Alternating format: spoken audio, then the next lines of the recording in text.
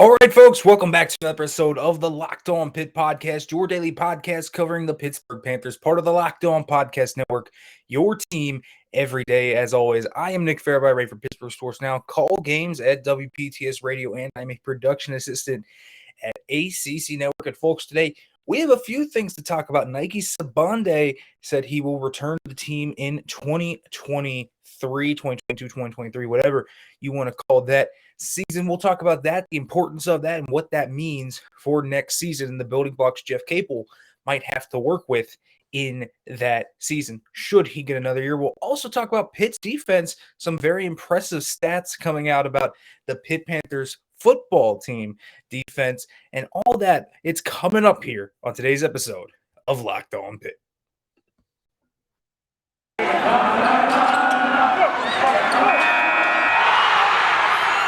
You are Locked On Pitt, your daily podcast on the Pittsburgh Panthers, part of the Locked On Podcast Network, your team every day.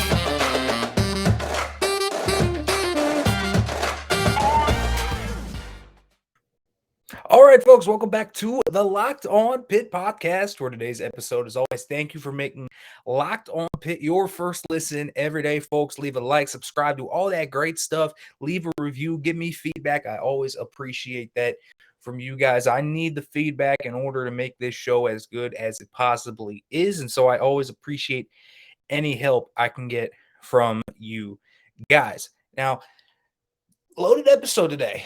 We have a lot of things to talk about. You know, Nike Sibande is returning to the men's team. The women's team gets a big win over Clemson. We'll talk about them and if they're progressing along. And also Pitt football.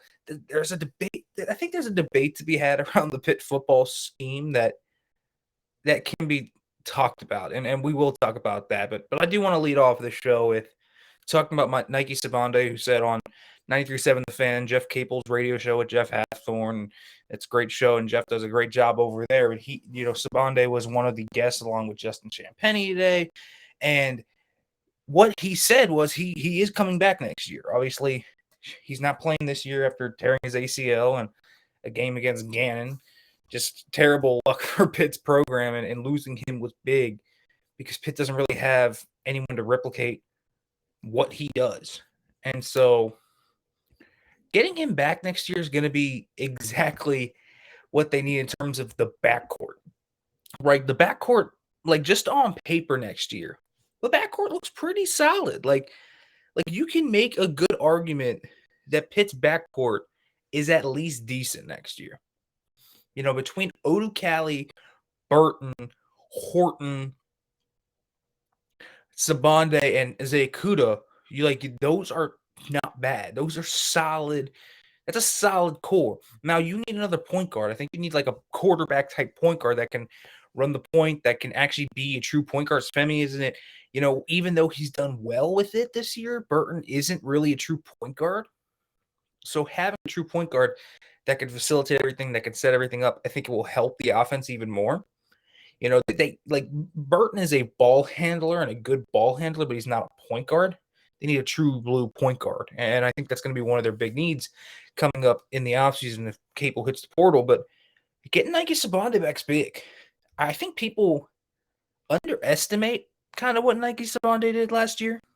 He's a good player. Like, this is a good player that creates his shots. That's a creative scorer. Pitt doesn't have many creative scorers on this team. Like, shot creators in the ACC at a high level of men's basketball, even in college basketball, in the ACC, having guys that can make something out of nothing, create their own shot, that can create something when it's not there, that you need that, right? You need guys like that. And Nike Sibande is one of those guys. And so Pitt lost that oomph when they lost Nike Sibande. And that was the thing that they just have no replacement for. They don't have a guy that can go and create off dribble, turn, spin around, and make things happen like that outside of really, I would consider Jamarius Burton.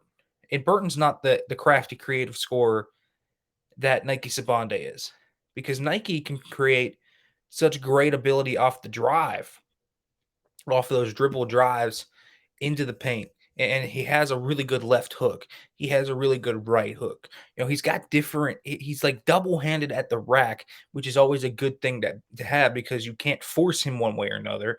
And then he's also got these creative moves to create spacing for himself and others. And he draws guys in, and then he's also able to create off the dribble. And so when you are able to create off the dribble, both beyond the arc and within the arc, maybe from the elbow or the free throw line, whatever it might be in terms of the mid-range game, like that's something you need. And in this team just doesn't really have it. It's tough because even Burton doesn't really create off dribble. He's a catch and shoot type guy. He's a guy that more so creates that shot. Like he doesn't create it off the dribble. He doesn't create it really off screens. Burton more so drives and creates that himself through physicality more so than anything. So Sibande now coming back, it's going to give him a little bit of a different type of feel and a different type of score. He's a dynamic scorer. You need guys like this. And so, Nike Sibande is a guy you really like to have.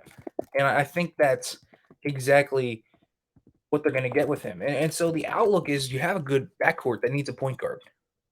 And there's going to be other things they need. Of course, you're going to need another big man to replace Mogi. But Sibande plays with such energy. He actually ended the year really well in terms of offensive boards. He's a playmaker. Nike Sibande is a guy that having him return opens up the playbook a lot. And so that's exactly what Pitt can do. Now they can run different sets. They can run different things. They have another one where they have another guy that you have to worry about. And a shot creator that you have to worry about is a lot different than a guy that, is like a Horton. Like Ithiel Horton can create a shot to a degree. Not off the dribble, though. Not quite like Nike Sibande can. And so with Nike Sibande having this ability to create off dribble and this ability to do these things that he can do at a really high level, you look at him and you at least, if you, so for example, he's going to drive, he's going to draw someone to him because they're going to realize he can create that shot. It's going to open things up underneath for guys like John Hughley, for other bigs that might come in. Like he's going to be a guy that can open things up, and he's a solid 3-point shooter in his own right. I mean, the sample size wasn't huge for him last year, which is something to note. The sample size for Sibande last year, the puzzling thing was, why did he not play as much before when he actually did play? But he shot 43% from 3-point, really 43.6% from 3-point range. I mean, he's a guy that is going to get you that high level variance from beyond the arc. And that's a big time addition to the team. It's something they don't have. And so when you add a guy like Nike Sibande to this backcourt that already has a 3-point shooter, that has a guy that can create in the mid-range game, that has a physical player in Burton, and has this lengthy guy in Femi Odukale, you now have 4 guys that are actually working together in the mesh, and you can run a 3-guard lineup pretty easily.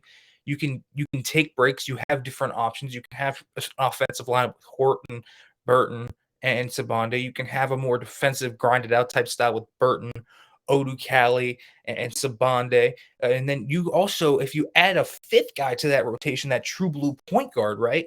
If you add that true blue point guard, you have many different modes you can work with. And so that's exactly what Jeff Capel can build here. If you can build that backcourt that actually is deep, that has depth, and for the first time, you actually have different ways in which you can attack them. Hey, you even have a defensive lineup.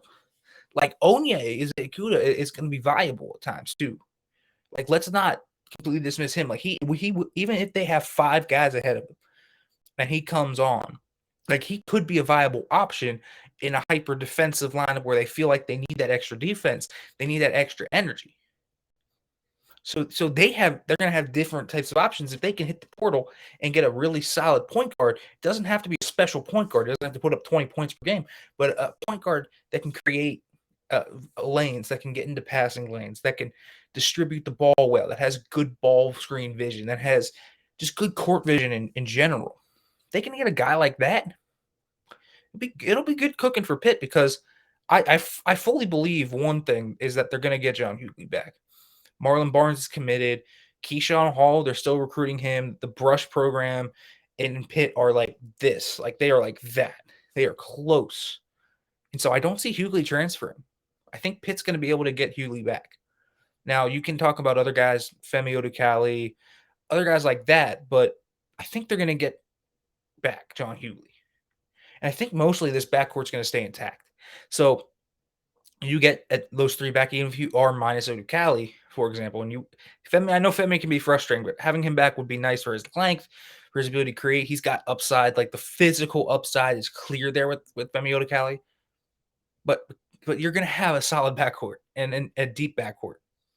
And that could be something that's really enticing for Pitt and really enticing for a big man that would want to come in and replace McGee. That would be very enticing for them. For a point guard that wants to come in and run the point, there's a huge void here, and he's got talented guards to distribute it to.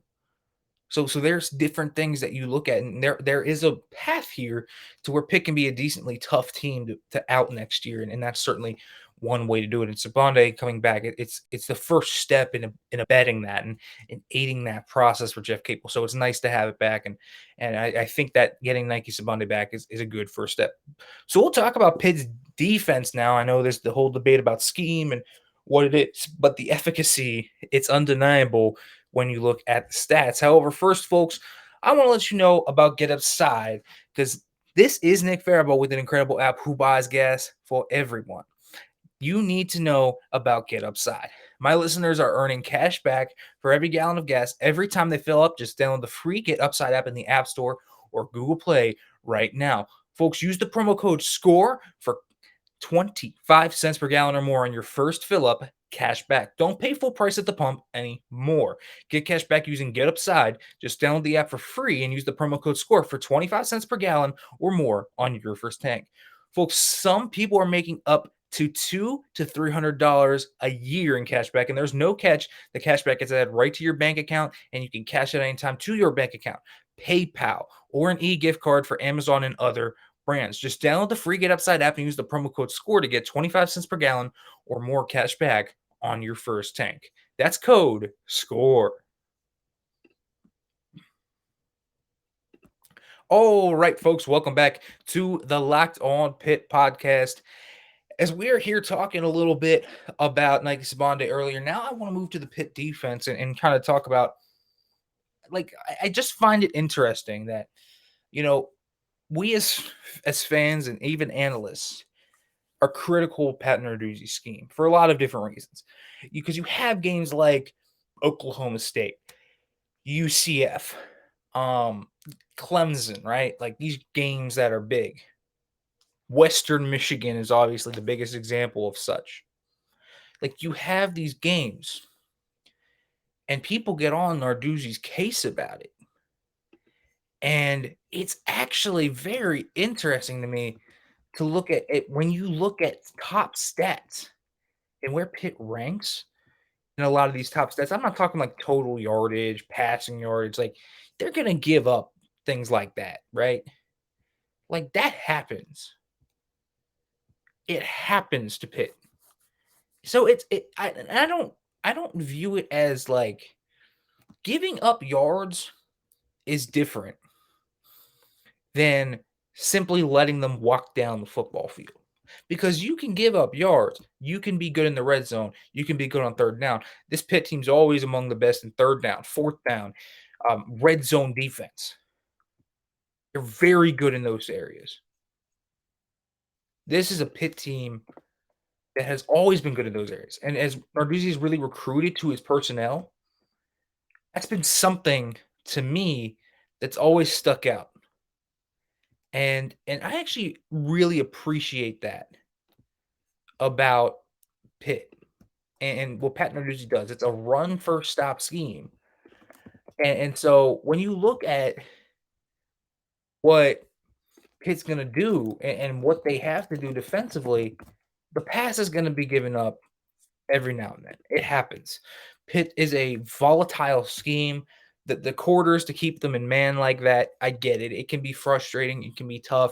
It can be hard to watch at times. But you also have to look at the efficacy. They're always one of the best run defenses in the ACC, usually in the NCAA.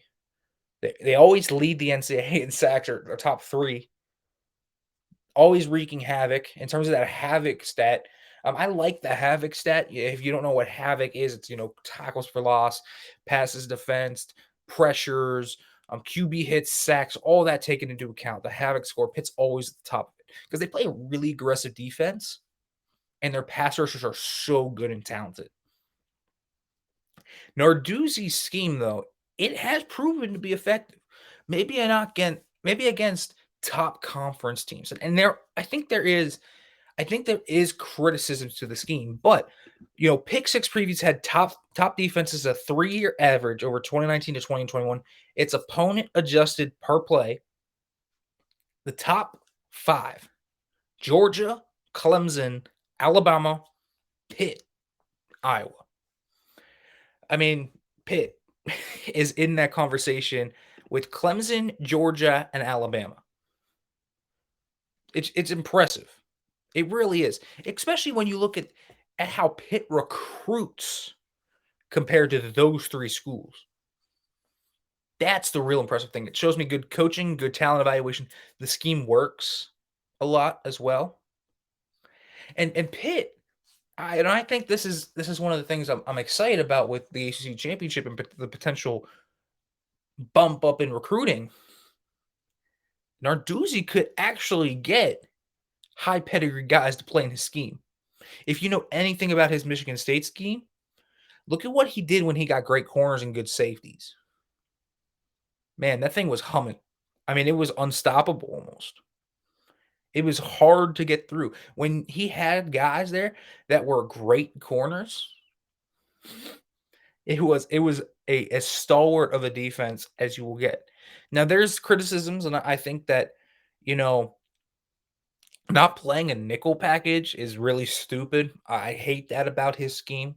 Like, you should be running a nickel package in the modern day NCAA, high school, NFL. I don't care where you are, at what level. Nickel it has to be a thing, and the Delta package isn't used as much as it should be. And so, keeping your linebacker on the field instead of bringing in a third corner or third safety, whatever it might be, little weird to me. I don't get that. But the efficacy, it's clear. Like, there is high upside to his scheme. It's an aggressive scheme. It's an attacking scheme. And it forces you to take the low percentage throws. And what Pat Narduzzi did so well this year was after that Western Michigan game, where they completely just exploited the scheme. They knew it was coming. He made the adjustments he needed to make. And he took a hands-on approach and stepped in and said, this is what we're doing. And this is how we change it. He's not a static coach. He comes in and changes things.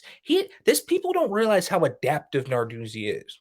Like, he will change his scheme overall. He'll get little tweaks. Like, he'll sling the run fits. That was one thing they did. And so the guys weren't in as much conflict on the second level. It was much easier for the linebackers. It took a little bit of pressure off the linebackers, and the linebackers could key in on the receivers, on the quarterback, and they were able to play a lot smarter. And so they were able to get in those passing lanes. They played a little bit more inside leverage. They played with a little bit more different coverages on the back end. Sam Hartman didn't know what the heck hit him because they weren't just playing quarters.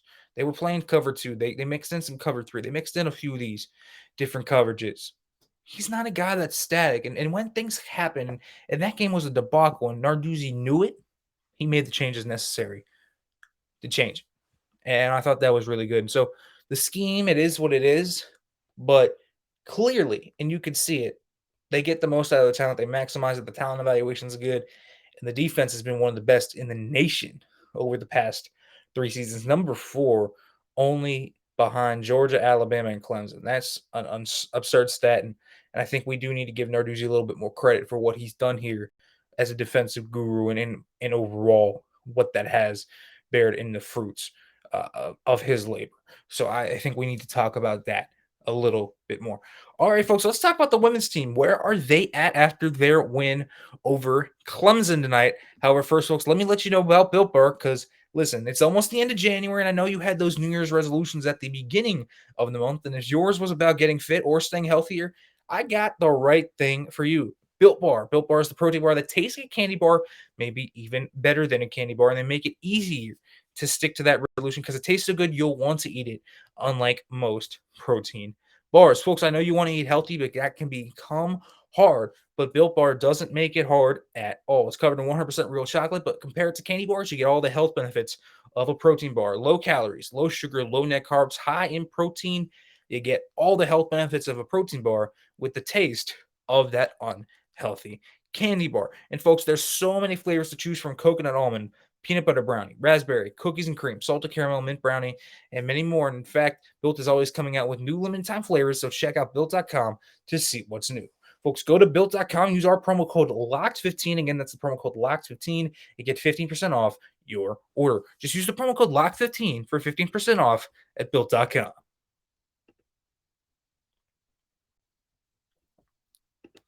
All right, folks, welcome back to the Locked On Pitt podcast here on this great Friday edition. Now, I haven't talked enough about the women's team this year. They had a great start. We talked a little bit about them. Could they sustain it? They had a rough start, a very rough start to the ACC schedule, but it was kind of expected. 6 of their first 7 opponents were ranked opponents. It was a really brutal schedule for this Pitt women's team. The ACC is a really good conference in terms of women's basketball. And so expecting them to compete there was always a drag. Like, you could see the talent on the team, but there were issues, the turnovers, the out of control play, the fact that they just weren't a good shooting team. They shot at a high volume, but they didn't make a lot of those shots. Maybe they didn't get enough boards. The interior play wasn't up to par. And then the win against Wake Forest came. And things have kind of changed. Actually, you know what? Things have kind of changed ever since that second half against Virginia Tech, where Pitt was down big in Blacksburg, stormed back, gave Virginia Tech a big-time scare, even though Virginia Tech ended up winning that game. Gave them a big-time scare. Then they came back to the Pete, won their first conference game. They gave Notre Dame a game. They go on the road here to Clemson, win in overtime. This game, it was not a pretty game by any means, but Pitt's getting the contributions they need from people around the program, because obviously you are getting the high volume shots from Daishin Harris and Jayla Everett. Those, they always shoot the rock at a high volume. Sometimes it's a low percentage. Jayla Everett's field goal percentage this season, it's not good. It's not pretty to look at. Like, Jayla Everett has struggled in terms of that this year, but she has made the shots when it counts. And boy, was tonight ever true of that. I mean, Jayla Everett this year is shooting 34% from the field, only 30% from 3, but she made the big time shots when you needed her to. And I think the bigger thing for Pitt has been the lack of turnovers over the past few games since that Virginia Tech game. They've kept their amount below 15 for now 3 straight games. And this was a team averaging nearly 20 turnovers per game before that. Even in their big wins, they would have a lot of turnovers. They're playing much more control now. Much more control. That's made a huge difference for this Pitt team, because they're not giving away free possessions. They're not giving away free points in transition. They've been big time in terms of just allowing their offense to breathe a little bit. I don't love the shot selection. Like don't get me wrong in terms of this. I think their shot selection at times has still been shoddy. I don't think it's necessarily been up to par at times. And I think Jayla Everett takes some wild shots every now and then. And she did tonight. But she made the big time shots when needed. Amy Hayford had a huge 3. And I thought she played really well today. Really well. And getting Amy Hayford going is an underrated thing for this team, because when you look at what this team's going through and what they need, this team needs that athleticism in the backcourt, because while Daishin Harris and Jayla Everett and Destiny Struther and all of them, they're athletic. Amy Hayford's probably the best athlete of that entire group. She's explosive. She's quick. She's certainly very fast. You don't want to get into a foot race with her in transition. She'll beat you every time. So having her actually play well in that second half opened things up. And taking that 3, she needs to get more confident in taking that 3 and that shot, and that was big. And there's things that you look at and Pitt is doing a lot better, and those turnovers are the number one thing. Again, they have volume shooters like Deshaun Harris is 5 of 16 today. They have a lot of volume shooters. They didn't shoot well today. I mean, it was 36%, but Clemson didn't either. They're stingy defensively too. That's what Pitt has to be. Pitt has to be that type of defensive stalwart. And when your turnovers happen, get back and play good defense. And they did that today. Only 8 points off turnovers for Clemson. Pitt had double that, and Clemson only had 3 more turnovers. Pitt did a nice job of settling down. They don't have as many offensive droughts. Amber Brown is playing well. Her dribble drive game continues to improve, and I'm impressed by what she's doing. What I'm really impressed by, though, is Lance White playing with the lineups and trying to find what he can do. And he's coached this team now, for 3 years, they played this hyper offensive type of style where they just go, go, go, go, go. Now they're slowing it down. They're actually playing. There's purposes to passes. There's purposes to everything they do, right? Everything they do out there, they do it with the purpose. And I always appreciate that type of change. I think this team, obviously they need some more talent. I think they need another big. I think they need another guard. They could maybe even use another wing. But it's a team that now understands what they're doing. They're talented, they're deep, and they have their formula. Don't turn the ball over a lot. Attack the boards, and they have attacked the boards. 50 rebounds today, 17 offensive rebounds. And that showed up in the stat sheet as well. 16 second chance points today for the Pitt women. And so they have this kind of, if they play decent defense, it doesn't even have to be great defense. If they play decent defense, they don't turn the ball over, they attack the defensive boards especially, good things are usually going to happen for them. And so they can stay competitive with teams like Notre Dame, which they did. They got run out of the building the first time they played Notre Dame. Come back to the Pete, didn't happen. It was a much closer, much tighter battle because Pitt played a much cleaner game. And Pitt was with them the whole time. It wasn't pretty. And then this team doesn't play pretty. But this team plays fundamentally solid. That's when they're at their best. And they have a few really interesting pieces. I think, getting Liatsu King going in this game was big. Hard playing the most minutes she has in 6 games. In this one, King playing 25 minutes off the bench, 11 points. I think she needs to be playing a lot more. She was big down low. If you put her in that high post, I think she can do a lot of good things for you. And so it's nice to see the growth of the Pitt women. Again, 3 wins last year in conference. I think there's enough teams in this conference they can beat. I bet good money that they're going to set a new conference win, like high overall with Lance White. And this team still has pieces that are going to come back next year. And they're not losing much. So this is not going to be a team that loses all that many players. Jayla Everett has an option to come back again next year. They're going to be experienced, same with the seniors, but the seniors have 2 years of eligibility thanks to their COVID year too. And so this is going to be a team that's going to grow. They're going to add more pieces. They're going to add recruits. And so we'll see where they go. But right now, I think Lance White at least has the team going up, and they've adjusted to what they're doing and their weaknesses overall. All right, folks, thanks for listening. Next week, I'll be in Mobile, so I'll be giving you all the good content from there. In the Senior Bowl, Kenny Pickett, Damari Mathis, Cal Adamitis are down there. We'll talk about their performances, maybe even get some interviews, if you will, with those guys while we are down there. So I will see you next week, folks. As always, thanks for listening. And as always, hail to Pitt.